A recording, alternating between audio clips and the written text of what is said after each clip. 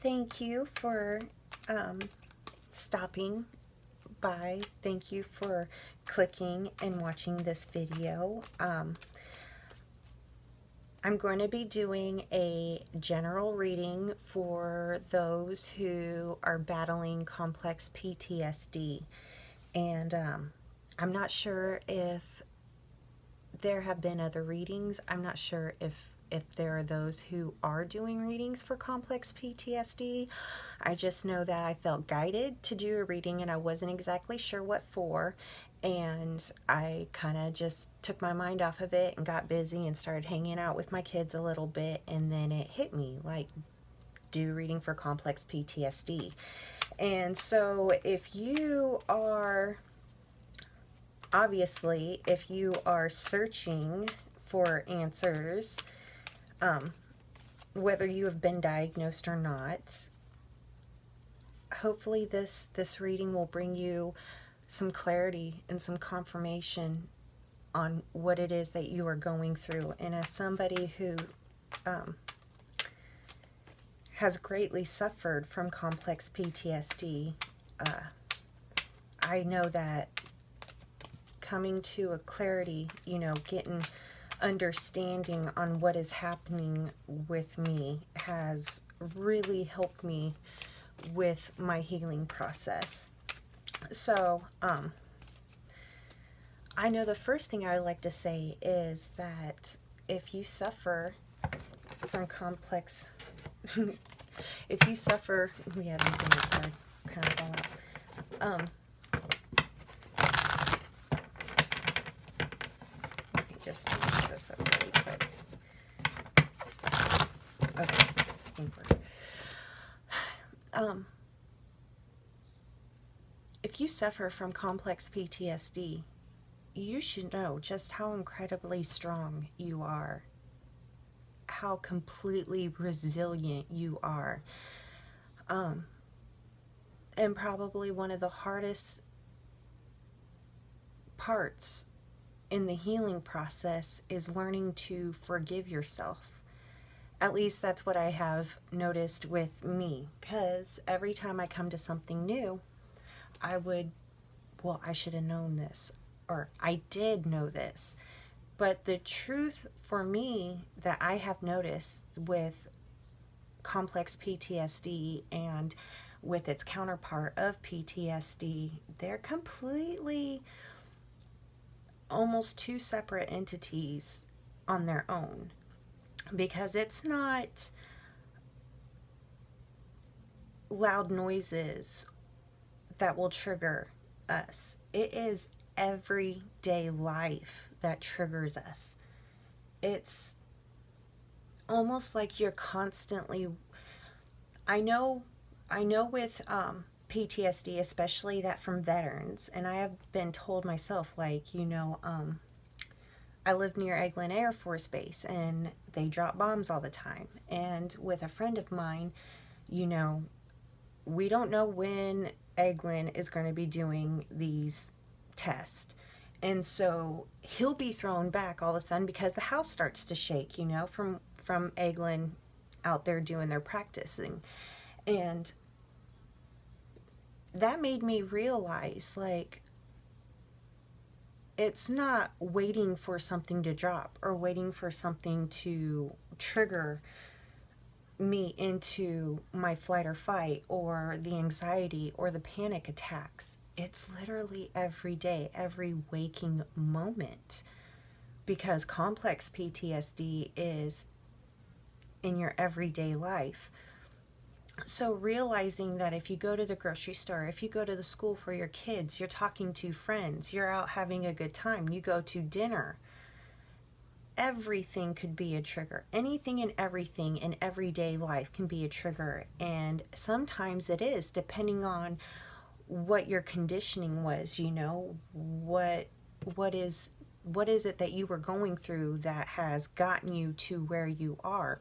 So hand movements, certain words that you're not even aware are triggering you, and it's constant. So it could be, it's not just one loud noise and then boom, you're thrown back.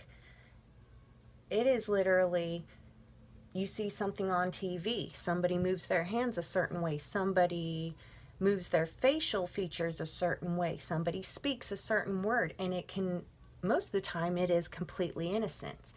But you are automatically triggered back into that fight or flight. You're automatically programmed to react a certain way to survive. And so it's, for me, it was almost a constant state of triggering. There wasn't a single moment that I could see where you got a break. There was no breaks whatsoever to give me a chance to work through what was going on. And I know for me, at least, it seemed like I was doing great. Like, oh, you're handling it, you're handling it, you're handling it so well. But when you become aware that you have this condition, when you actually are,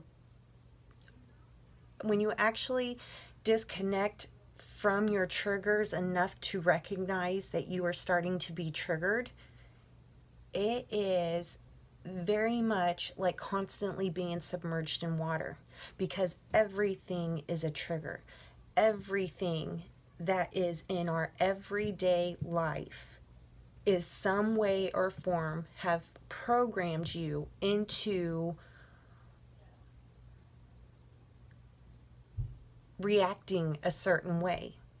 And so I would like to just let you know, like, if you are suffering from complex PTSD and you're at this point where you're actually searching for answers, and it doesn't matter if you've been on this journey for a while or if you're just becoming aware of it, like, understand how incredibly strong it is for you to be here, because it's not easy healing yourself when you're still being triggered, and it's not easy healing yourself when the world doesn't know that it's triggering you. And I'm sorry, I don't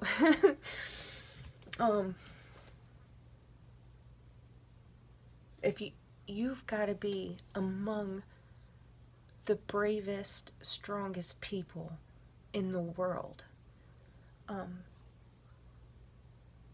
because you are basically healing yourself as you are still in the battlefield. And okay, and with that, let's get to your reading, our reading, Okay. You got the strength card if you were here. Very, very strong. Oh.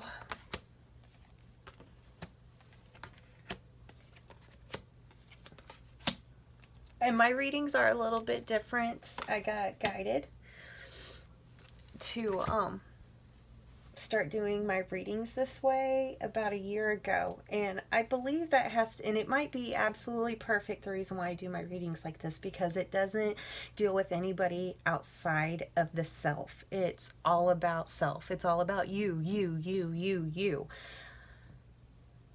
Everything else gets put away.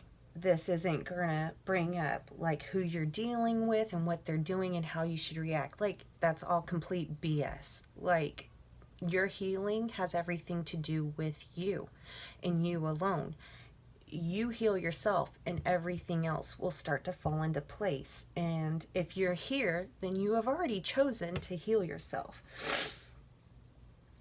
And so,